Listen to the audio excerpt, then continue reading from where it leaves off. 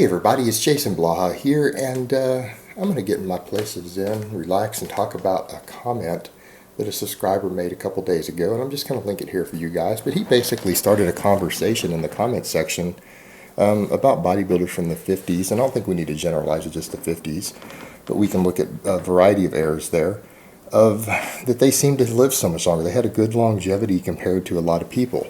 Well, what do we mean by a lot of longevity? The average American male lives to be about 78 right now. That's the current life expectancy. And the world average for men is 80 years old. Now, our diets in America play a role in that 2-year difference. We have better health care. We have a lot of better treatments. We have a lot of benefits, advantages. But our diets drop us a couple years in spite of all of that over the world average. So, big factors there, but a lot of these men live longer. But that's not necessarily true of all bodybuilders, because you start looking at later eras, a lot of these champions, again, supposed to be pinnacles of health, most likely due to heavy drug use, they didn't make it as long. You know, Larry Scott made it up into his 70s, but he didn't make the American average. Serge Nubret died in his 60s. Serge Nubret did in his 60s. That was later against Arnold. Arnold is only 69. We'll see how long he makes it. He might not make it to the American 78. We'll wait and see. But Sergio Olivier, who I believe followed Larry Scott, only made it into his 60s. Not necessarily a very good run of it, you know. And I believe with Larry Scott, it might have been Alzheimer's was an issue for him. Complications due to that. I could be wrong. But I know that Sergio Olivier died of kidney failure.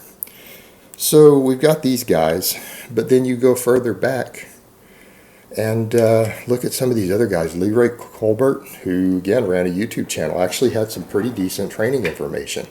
I didn't always agree with him on the supplement marketing, but Leroy had fantastic training information. And if you think about it, he made it to 82, 4 years longer than the average American, 2 years longer than the world average. And he was in pretty good shape for an old guy, you know, not in amazing shape, but pretty good shape. And I promise you, he had a pretty good quality of life.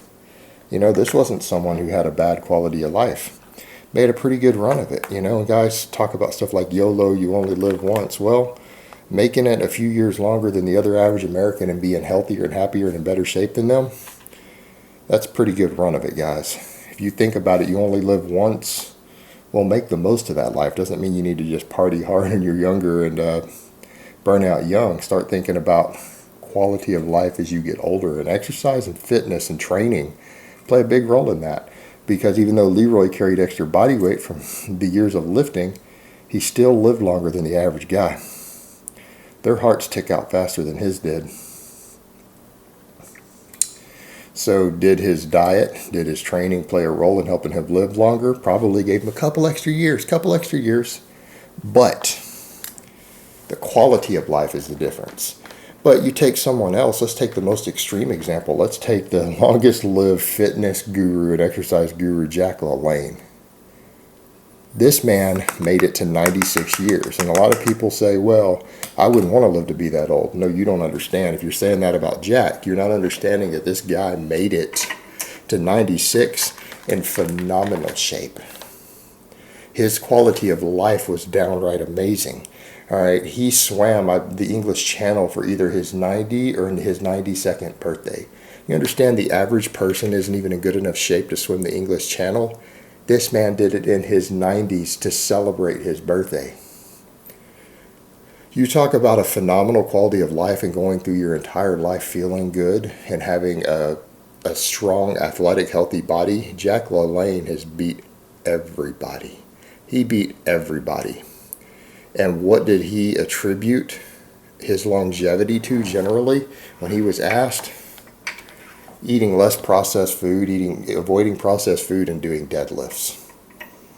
Those were his biggest longevity secrets. And he actually advocated most of his life eating a diet of meat and vegetables, a lot of vegetables. I don't want people to think that he's advocating, you know, just eating nothing but meat. The guy believed in vegetables at every single meal. Fruits or vegetables at every meal. He was big on meat and eggs, though. Vegans may not like that, but that's their problem. And I know that he did go vegetarian for 6 years of that life, but then He changed back over. And I know he was eating still a lot of fish when he died. So again, arguments people can make for whatever. Well, he wasn't a vegan. He did believe in eating meat, but he was big on vegetables. And he was big on avoiding processed food. And he always said that processed food is what he felt killed people. Lack of physical activity, lack of exercise, and eating all this processed food. I mean, even things like ice cream. You know, and that's stuff you see everyone advocating, even on YouTube Fitness. Everybody got to get their ice cream in.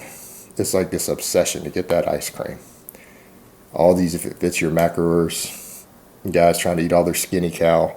But guys like Jack Lalanne are telling you, hey, that's what kills you. Eating all this butter and ice cream. And, you know, again, maybe genetics, maybe other factors, but the guy made it to 96 in phenomenal shape. I mean, to be that lucky, to have that type of quality of living and health, and to be fit. I mean, think about that. Really think about that. Going into your 70s and 80s like that man did, staying in shape, still being able to deadlift, work out, exercise, being mobile, not needing a cane, not needing crutches, a wheelchair, walkers, compared to a lot of our grandparents.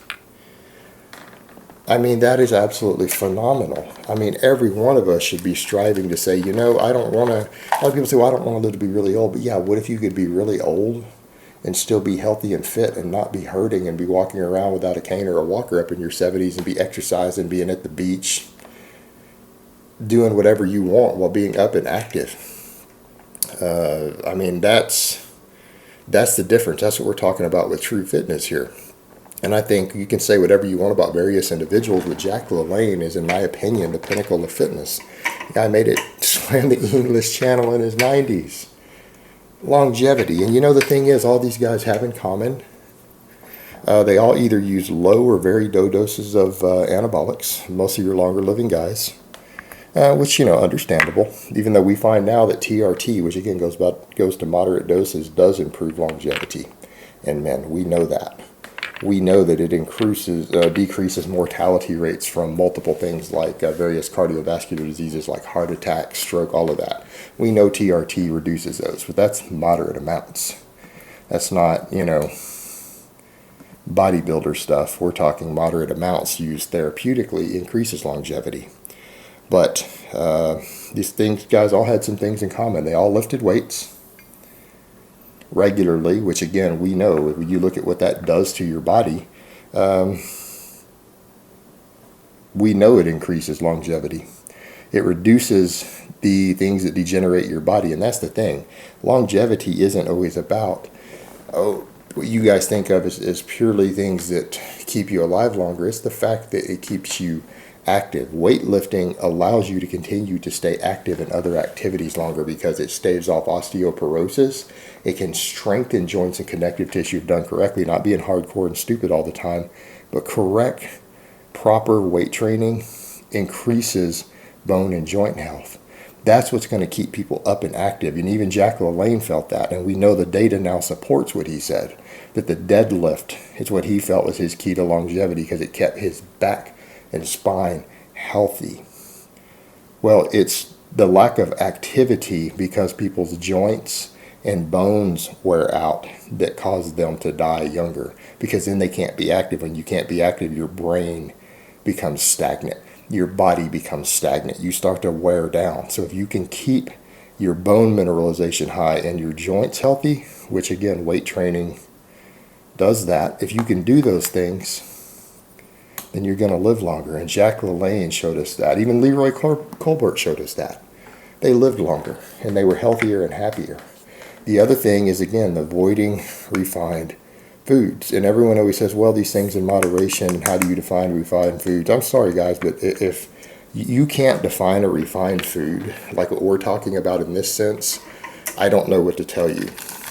I really don't, because everyone will say, well, you know, what about whey protein? That's heavily refined. Well, you don't see me promoting a bunch of whey protein these days either. So just throwing that out there. I don't think it's necessary or useful for most people's goals. I think it's a convenience item, but push come to shove, I would rather eat a whole food given a choice than that. Refined means we take all the fiber out of foods. All right, we strip the fiber and we strip the nutrients out of a food. We put it through unnecessary chemical process. That's refinement. You take vegetable oils and you bleach them and then heat treat them. All right, and then you use them to cook with cooking oil. So you go. That's refined. You take rice and you strip all the fiber out of it to make white rice. Strip all the fiber out of your bread to make white flour. All right, that's refined foods. These things aren't hard to define. You strip fiber and nutrients out or put unnecessary chemical processes on food. That's refinement. These guys avoided this stuff. Jack LaLanne didn't believe in eating them at all, and I would say moderation is probably okay. Hell, it's okay to have a cheat meal once or twice a week. You know, you want some pizza once or twice a week, go eat some pizza once or twice a week. But you shouldn't be consuming all these refined foods every day. Things like table sugar, white flour, bacon, butter. Definitely not margarine. I mean, these are things you shouldn't be eating on a daily basis. If you're eating them on a daily basis, don't expect to live to an old age. And the thing is, again, the living to old age is about the quality of life. I'm not talking about living and being crippled and sitting in a, you know, having to be in a wheelchair. I don't mean guys who are in a wheelchair because of an injury. I mean guys because their body is flat wore out. Their hips have wore out. But yeah, living to old age and being healthy and fit and happy and active and having an active, high quality life. That's something everyone should be looking forward to in their old age. You know, is being able to stay physically active and happy. And a lot of you guys who already work out and lift, you find physical activity fun or you wouldn't be doing it. Well, imagine that you get to stay physically active like that and healthy for another 50 or 60 years. I mean, that's a fantastic goal to shoot for. And again, avoiding refined foods or keeping them into very, very much moderation. You know, eating them no more than a couple times a week, combined with regular, productive, well-programmed weightlifting, it does seem to be the key to longevity for these guys. It worked for them. So, you know, I've rambled on enough in this video, guys, so let me just go ahead and end it. You guys get the idea. So I hope it's been informative, and I will talk to you guys next time.